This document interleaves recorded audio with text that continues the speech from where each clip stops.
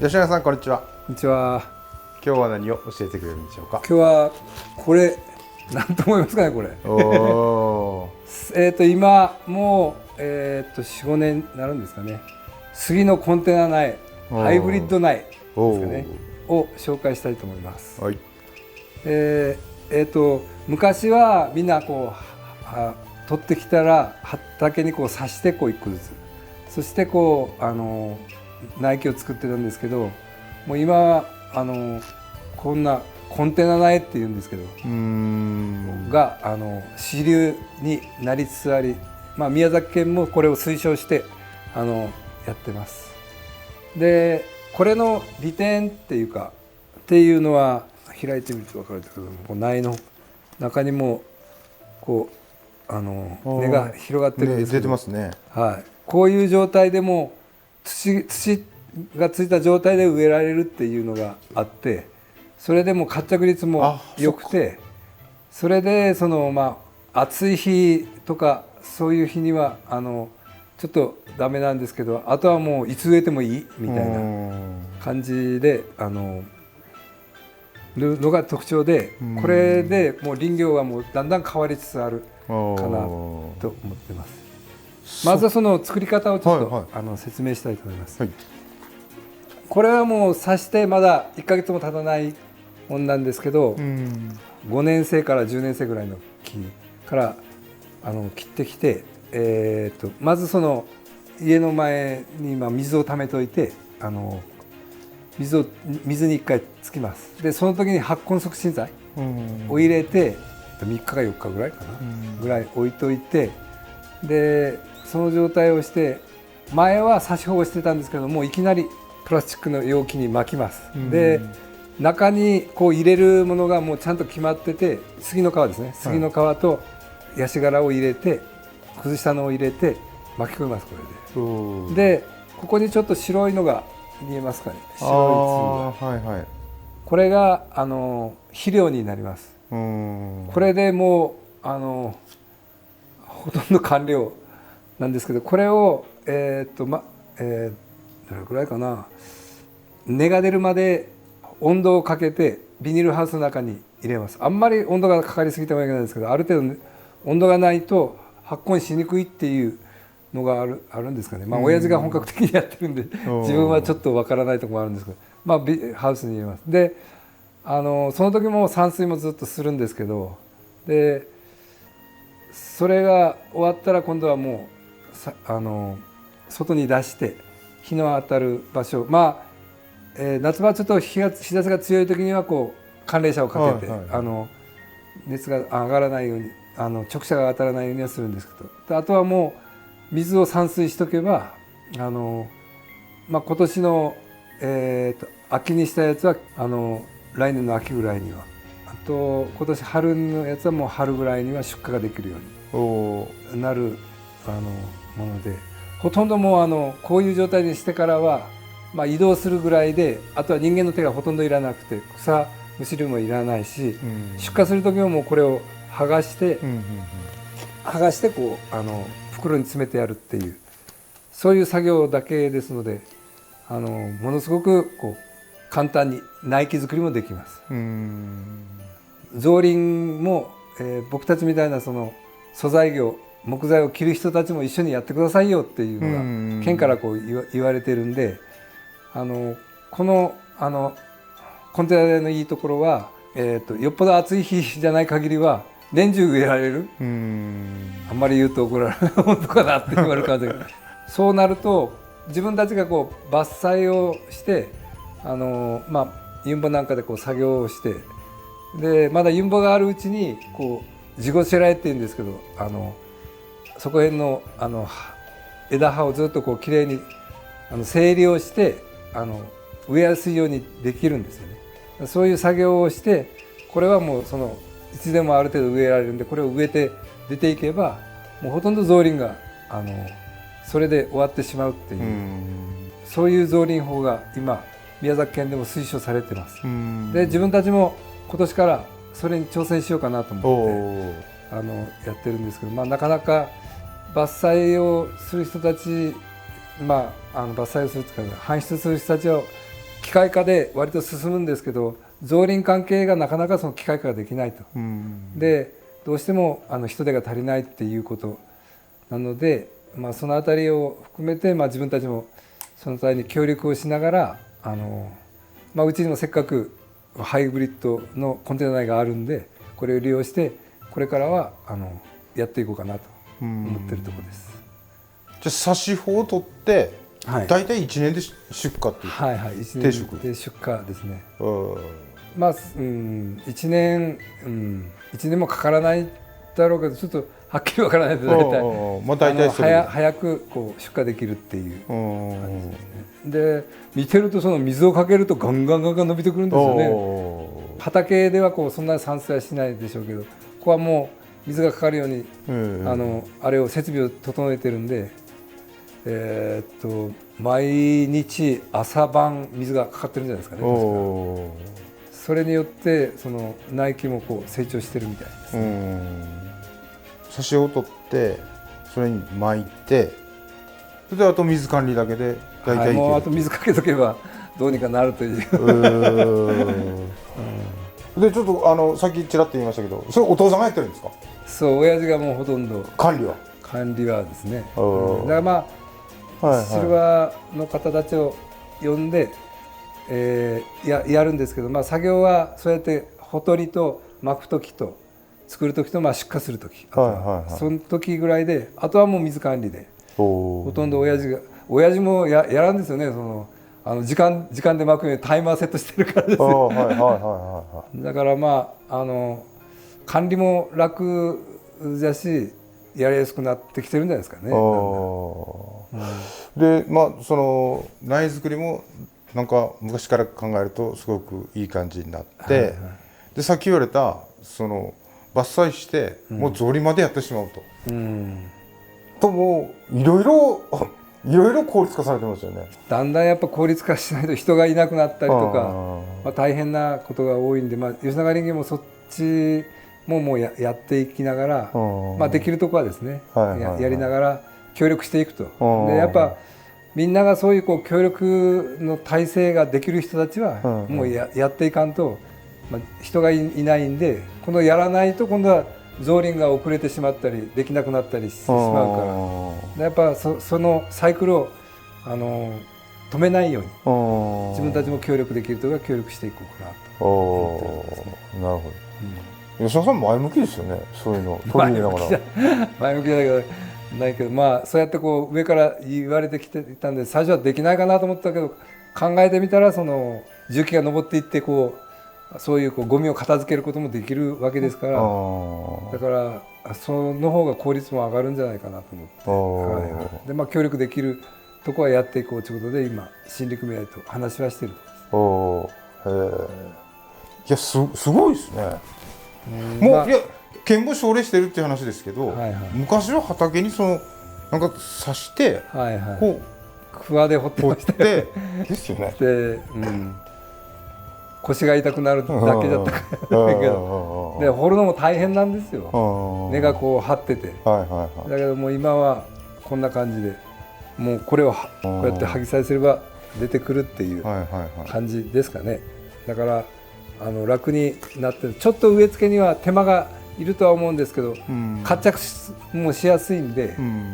で前は2500本植えてたんですけども、今は2000本ヘクタールあたりですね、500本減らしてやろうっていう、少なくなればそれだけ植え付けの労力もいらなくなる、でそういうことでだんだんその省力化を進めながら、県の方もいろいろ考えてるみたいです。だんだん良くなってますよね。昔からするとそう全然全てそういうことを人間が畑に刺してまた引っこ抜いて、でそれを山に植えてっていう時代感とはまた変わってきてますよね。やっぱそういうのが知恵っていうか、そういうのがだんだん開発されて、林業の方も少しずつですけどそういうのが開発されていってるとこですかね。未来はそんなに暗くないような気がしてきたんですけどですかね。暗くなったら困るんですけど、まあまあそうだからまあこの木が育つのは70年先とか60年先なんですけど、はいはいはいはい、今やっとかんとその次の時代っていうのは来ないからですね。自分たちが今切ってる木もやっぱ前の世代の人たちが植えてたからこそその仕事があるんで、はいはいはい、それを切って終わりじゃなくて次を植えてでちゃんとその育てていく方向にやっぱ持っていくっていうことが自分たちもできればそういうことでやっていければなと思ってますけど、親父もやっぱそうもう89かな、もう90になる親父だけどこの前万博にも行ってきたし、でも元気がいいんですよね、だからやっぱこうやりがいにもなるかなと思って、あんまりもう手出しはせんでこっちは、やるだけやって、もう出来になった時にはまあ俺たちがこうやればいいかなっていう、だからもうある程度ベースができてるから、そういうだからやり方のだからまあいつでもこう移行はできますよね、自分たちが。この今ちらっと見せてもらった設備がないとこの方法は難しいんですか？そうですね、みんな畑でこう、ハウスをかけてちょっとやってるっちゃけど、だけどやっぱ一番はその水と最初の温度をかけるハウスの管理ができれば、場所があればもうあとはもう散水施設するところがあればまあできるんじゃないかなと思うんですけどね。うちはこれ椎茸のハウスだったんですけど、それをこう切り替えて今やってるところなんです。県が推奨してやっぱり吉永さん最先端ですよ。いやいやそんなことはないですけど、まあだけどうまい具合にそれに乗れるような状態ができてるのがやっぱ良かったんじゃないかな。やっぱ2、3年前にこう県の職員が諸塚に来てこれを教えたんですよね。でその時にやっぱ親父がちゃんと食いついてしっかりこう習得して、で今はもう諸塚でも一番こう苗木を生産するようになったんですけど、やっぱそこ辺が、親父は昔からその山作りとかにこう興味はあったんで、そのあたりがこうやっぱこううまい具合に生かされてるんじゃないかな。なかなかその諸塚でこうそういうこうなんていうかねものを作ってお金にしていくっていうのは難しいんですけど、うまい具合にこう取り組めば結構なお金にもなるみたいですね。そういうところ辺がまだあると思うんですよね。だからそのあたりをうまく利用しながらこうやっていく。今そう仕事がないとか、今不景気じゃとかって言っちゃうけど、そうじゃなくてやっぱこうあるものの中からちゃんと見出していくっていうことをやっていけば、田舎でもちゃんと生活はやっていけるんじゃないかなっていう気はしますね。楽しいですね。いやどうかしらんがやっぱりこういうのに取り組んでるから、そうですよ。やっぱ、米が高くなったりとか、石油が上がったりとか、いろんなことがあるんですけど、やっぱ常にこう次のことをこう次のことですから、何がいっちゃろうかなとか、ここでできることは何かなとか、里山でもこういうことはできるんじゃないかなっていうことをこう考えとけば、何年か先にはそれに結びつくようなものにこうなっていくんで、大変な時代でもあるとは思うんですけど、その中にもちゃんとこうそういうものはどこかにあるんじゃないかなっていう気がするので、だから今すぐやったわけじゃなくても4、5年前からこうそういうのをやってて、今こうそうやってこう手広くやれるようになったんで、やっぱこう先を見通してこう考えていくっていうことは大事じゃないかなと思います。60年先の未来のために。そうですね。かっこいいですね。まあそうですよね。だから今ある自分たちの仕事があるのは昔の人たちがちゃんと植えて、昔はもう本当機械もなくて尽力でやったんですけど、その植え付けたものが今俺たちが収穫時期に来て切ってである程度生活をさせてもらってる。だから次の世代にもやっぱ受け継ぐものをちゃんと残してやって、そしてこう次の世代でもやっぱ60年後70年後にはこうそういう杉がお金になるように、それはやっぱ無意識のうちにやってるんですから、そういうことね。いや今日はいい話聞きましたね。本当ですか。いやすごいと思いますわ。杉って今言ったように70年とか80年先のことをずっとこうだから昔俺も小さい頃そのほとりをしたりして小学校の頃でなんでこんなことせないかんってやって言いながらこうやってきたことがこう今もうつながってずっとこうやってるだけで、そのすぐ金になるわけじゃないだけどやっぱりやっとかないかんっていうのはもうそのあたりからこう勉強っていうかこう植え付けられたものがあって、そしてまた先のこともまあ今から先のこともまあこういろいろ考えていかないかんだろうけど、金はすぐにはならんけどまあなんとかやっときゃどげかなるわみたいな感じがその繰り返しが今じゃないですかね。なるほど。林業ってやっぱそういうスパンですもんね。そうですよね。長いスパンでこう回ってるからすぐには金にならんけど、まあ、やるうちに前ぐらいサイクルに乗ってくれば、まあ林業でこう生計を立てていけるっていうサイクルですかね。それがなかなかこういう田舎からよそにこうなんですかね、販売できるっていうのがなかなかないんですけど、クルカラ村を紹介してもらって吉川さんと一緒にこういろいろ活動し始めて、そういうのができるんじゃないかなっていう気がして、でやっぱそういうことって日本中みんな里山の人は考えてるんですけどなかなかできないんですよね。で俺ももう 4,5 年ずっといろいろやってきたんですけど できなくて、で吉川さんと知り合えてそういうことができるようになって、やっぱそういうことができるクルカラ村っていう販売所があるっていうのはもう俺たちにはものすごくこう力強くて、まあそういうことのつながっていくことが、まあ、里山を助けながら村を助けながら、そして都会の人たちにもまあ新鮮なものとか、まあ、今までないものをこう届けられるっていうのがこうで、それでこう喜んでもらえれば、その循環が続けばまたこういいことがこう繰り返されるんじゃないかなって思ってますね。今日は深い話を聞かせていただきました。ありがとうございました。ありがとうございました。今日はまた一つその一菓子の実を12月にですかね、孫と一緒にこう植えた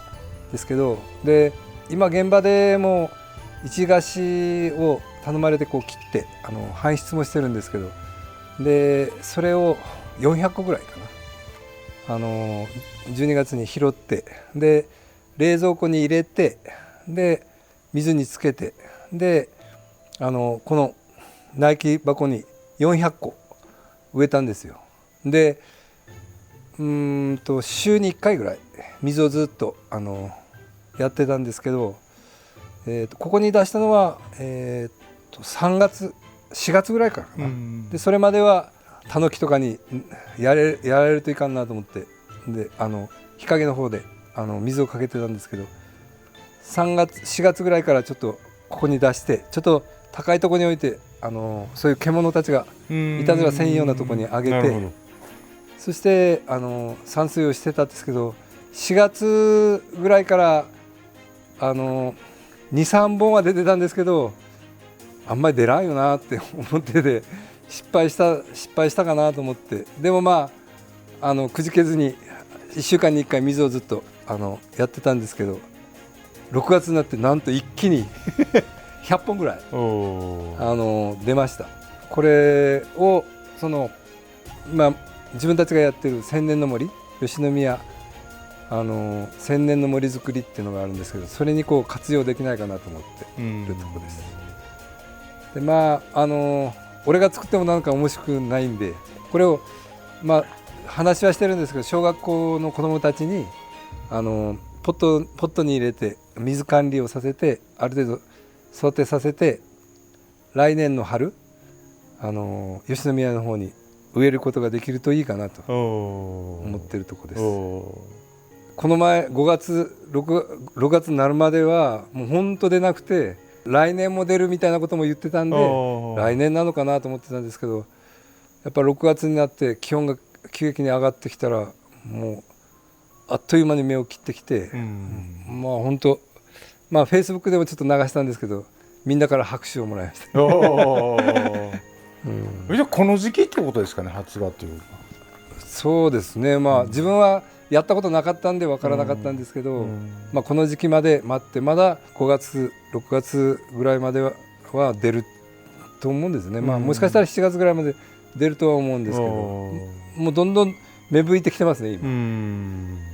生態は分からなかったんですけど、まあ、今頃出てくるんじゃないですかね。これも杉じゃないですけど60年経ったらこんなんなるんですかね。60年100年近くなったら一菓子ってあれは獲物とかに使うんですかね。結構高いんですよ。だから菓子の中でもやっぱ高い部類ですかね。今ちょっと最後の方に行ってるんですけど一菓子が結構多くて切って出してるんですけど杉よりも高い値段で売れてますね。そうなんですか。なんか農機具の絵とかに使うんですか、絵に使ったりするんですかね。硬いんですよね、カシの木って。硬いし、まあだから使いやすいし、まあ